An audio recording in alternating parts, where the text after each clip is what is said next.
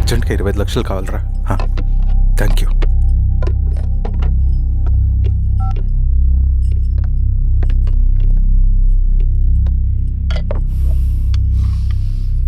చాలు.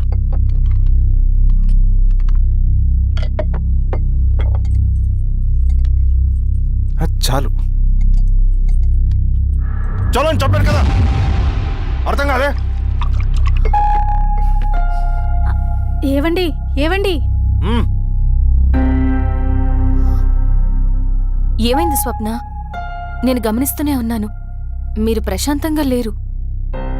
శిరీష, ఆయన బిజినెస్ చాలా ఇబ్బందిగా మారింది. బయట అప్పు తెచ్చి మరీ ఇన్వెస్ట్ చేశారు. వర్క్స్ అన్ని సగంలో ఆగిపోయాయి. కాంట్రాక్టర్స్కి బాగానే మిగులుతాయి కదా. ఆయన ఏదీ క్లియర్గా చెప్పరు. నేను మాట్లాడినా డబ్బులైతే నేను హెల్ప్ చేస్తాను.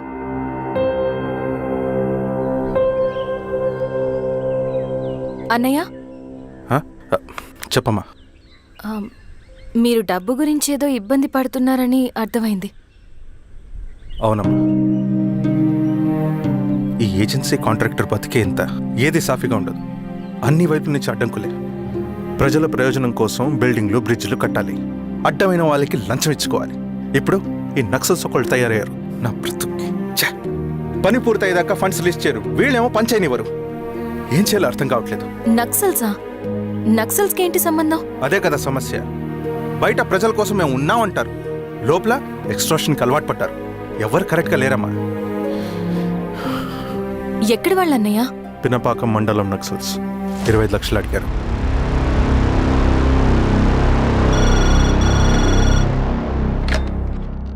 హలో ధర్మ, ఆ సింగన్న దళం గురించి నీకు ముఖ్యమైన విషయం చెప్పాలి.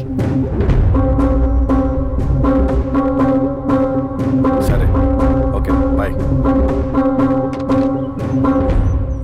నీతో పర్సనల్గా మాట్లాడాలి. బయటకెళ్ళు. చెప్పు. అన్నయ్య చనిపోయిన తర్వాత ఎలక్షన్స్ లో పోటీ చేసిన నన్ను సింగన్న దళం కిడ్నాప్ చేశారు. కానీ అక్కడ ఒక వ్యక్తిని చూశాను. ఆ వ్యక్తిని అన్నయ్య చనిపోయే ముందు తన దగ్గర డబ్బులు తీసుకోవడం గమనించాను.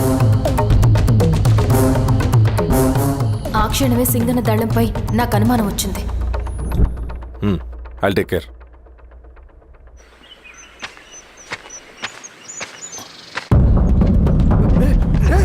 భయపడదు, నేను చంద్రుడు మనుషులు. నన్నేం చేయకండి. కూర్చోబెట్టండి. మీకు కావాల్సింది దీంట్లో ఉంది.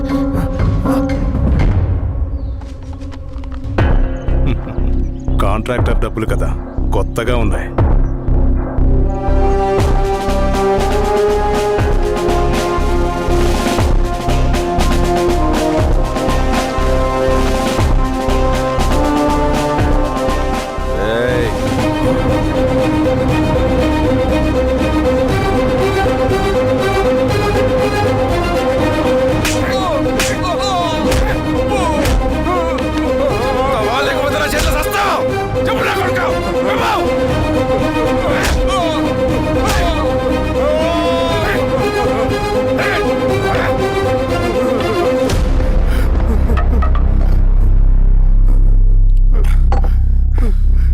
వీళ్ళ అన్న మీదున్న ప్రేమ అభిమానం ముందు మన పోలీస్ లాఠీలు ఓడిపోయాయి. చంద్రన్ ఎన్కౌంటర్ ఎలాగూ పోతాడు. కానీ విచిత్రం ఏంటంటే వాడి భార్య నర్సమ్మ, కూతురు మమత, కొడుకు నరేష్ మరో ఎన్కౌంటర్లో పోవడం చాలా బ్యాడ్ న్యూస్. చెప్పు శిరీష, ఏం చేయమంటావు? నువ్వు ఒక డెసిషన్ తీసుకున్న తర్వాత ఎవరి మాట వినవు కదా. హే దాస్ సార్, రేపు మార్నింగ్ న్యూస్ పేపర్ వద్దని చెప్పు. సరే సార్. తెలిసిన విషయం మళ్ళీ చదవాలంటే చాలా బోరింగ్. నేను చెప్తాను సార్, జరిగింది మొత్తం నేను చెప్తాను సార్. సింగన్న దగ్గర నేను 20 సంవత్సరాల నుంచి పనిచేస్తున్నాడు సార్. పేదవాళ్ళ కోసం అన్న చేస్తున్న ఉద్యమంలో మేమందరం చాలా కష్టపడి పనిచేసేవాళ్ళం. కానీ ఒకరోజు నేను చెప్పినంత చెప్పి ఈశ్వర్ రెడ్డి దగ్గర 10 లక్షలు తీసుకురండి. దేనికన్నా ఇదంతా? దేనికేంటి? మొన్న ఆ కాంట్రాక్టర్ దగ్గర నుంచి, నిన్న బిల్డర్ దగ్గర నుంచి, ఈరోజు ఈశ్వర్ రెడ్డి దగ్గర నుంచి. అధికారం కోసం. డబ్బు ఉంటే అధికారం వస్తుంది, అధికారం ఉంటే డబ్బు వస్తుంది. నాకు రెండూ కావాలి. హిట్లర్ పెయింటర్ అవుదామని అకాడమీలో జాయిన్ అవ్వాలనుకున్నాడు, కానీ పనికిరాడని చెప్పి రిజెక్ట్ చేశారు. హిట్లర్ ఏం చేశాడు? నాజీ పార్టీ పెట్టి జూస్కి అగేన్స్ట్గా అందరినీ కూడగట్టి ప్రపంచాన్ని ఉనికిచ్చాడు. మొహమ్మద్ అలీ జిన్నా నేషనల్ కాంగ్రెస్ పార్టీలో ఎదగాలనుకున్నాడు, ఎప్పుడూ పట్టించుకోలేదు. ముస్లిం లీగ్ పార్టీ పెట్టి ఇండియాని రెండుగా చీల్చేశాడు. పాకిస్తాన్కి ప్రధానమంత్రి అయ్యాడు. ప్రపంచంలో ఎక్కడైనా సరే 2 కులాలు, 2 మతాలు, 2 ప్రాంతాల మధ్య చిచ్చు పెడితే చాలు, అధికారం వెతుకుంటూ మన కాళ్ళ దగ్గరకు వస్తుంది. జమ్మూ అండ్ కాశ్మీర్ నుంచి మహారాష్ట్ర, గుజరాత్ ఎక్కడైనా సరే, ఎవరైనా సరే ఇదే గేమ్. నేను అంతే, ఒక మామూలు కార్యకర్తగా దళంలో చేరాను నేను. కానీ ఈరోజు న్యూస్ పేపర్లు అయినా సరే, జనాల్లో అయినా సరే, ఎక్కడైనా సరే ఒకే పేరు, Singanna, Singanna, Singanna. And I love that. Naxals కొంటే ఈ అడవినే శాసిస్తాం, రాజకీయాల్లోకి వస్తే రాష్ట్రాన్ని శాసిస్తాం. చంద్ర, మన చదువులకి, మన తెలివితేటలకి ఈ అడవిలోనే మగ్గిపోవాలా? నువ్వే ఆలోచించుకో. ఆ మాటలు విన్న నేను ఆలోచనలో పడ్డాను. తన స్వార్థం కోసం ఉద్యమంను పెడదారి పట్టిస్తున్నాడని అప్పుడే అర్థమైంది. కానీ నాకు వేరే దారి లేదు.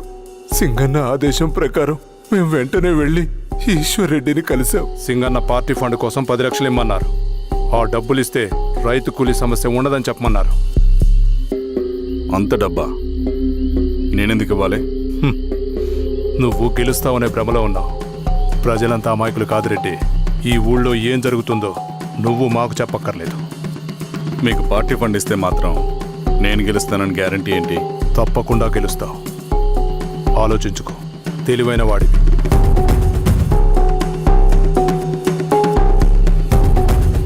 సరే,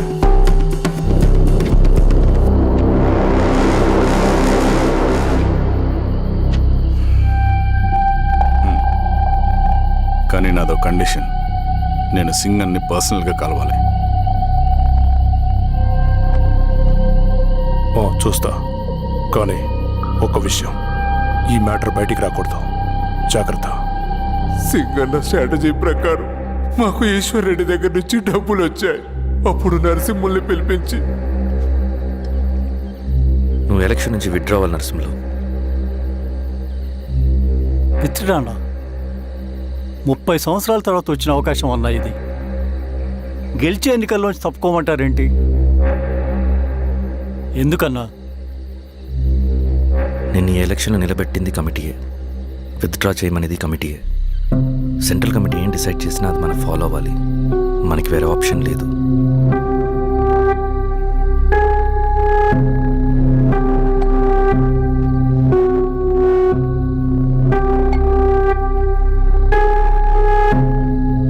నన్ను నమ్ముకుని చాలామంది ఉన్నారన్నా. మీరు వద్దన్నా సరే నేను ఇండిపెండెంట్గా పోటీ చేస్తా. నీ పట్టుదల నాకు అర్థమైంది నరసింహులు. సెంట్రల్ కమిటీతో మరొకసారి నేను మాట్లాడతాను. కొంచెం వెయిట్ చేయి, తొందరపడద్దు. లాల్ సలాం. లాల్ సలాం. తన మాటకి ఎదురు చెప్పిన నరసింహుల్ని క్రూరంగా హత్య చేయించి ఆ హత్యను ఈశ్వర్ రెడ్డి చేయించాడని అందరినీ నమ్మించి ఆ తర్వాత ఈశ్వర్ రెడ్డిని కూడా. ఏంటి ఈశ్వరరెడ్డి గారు, కలుద్దాం అనుకున్నాం, కానీ ఇలా కలుస్తాం అనుకోలేదు. ఏంటంత కోపం? ప్రజానాయకుడు నరసింహులు చంపినందుకు నీకు మరణదండనే. ఇంతకీ నన్ను ఎందుకు కలుద్దాం అనుకున్నావు? నర్సన్ చావుకి నాకు ఏ సంబంధం లేదు. నిన్ను కలిసి ఊరు సమస్యలు, ప్రజా సమస్యలు పరిష్కరించు. అడవికి సింహం రాజు, అడవైనా ఊరైనా ఈ సింగన్నే రాజు.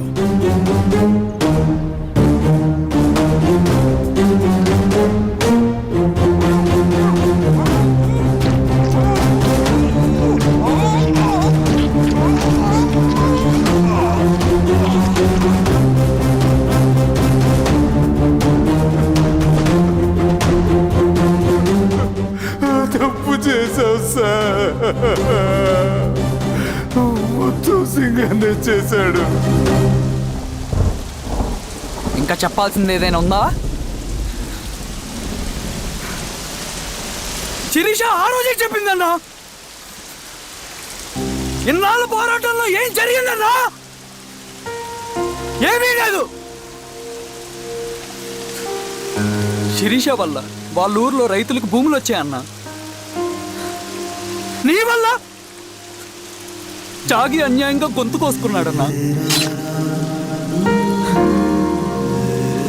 నరసింహులు, ఈశ్వర్ రెడ్డి, ఇంకెందరో అమాయకులు నీ అధికార దాహం వల్ల బలైపోయారు.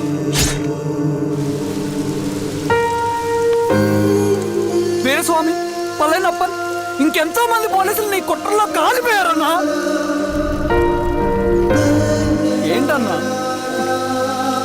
నీ వెనుకున్న పాపానికి మన దళ సభ్యులు ఎంతో మంది అమాయకులు చచ్చిపోయారు.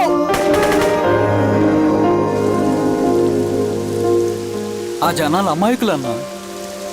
నువ్వు మాటలు చెప్పి రెచ్చగొడితే నువ్వేదో సమాజాన్ని ఉద్ధరిస్తావని నీ వెనుకున్నారు.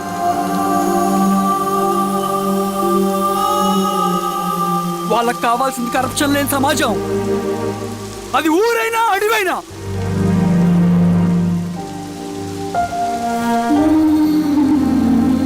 దేవతలాంటి అమ్మాయి అన్న.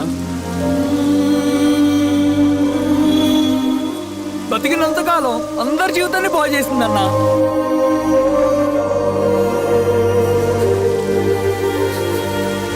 నా చేతులతో చంపించావు.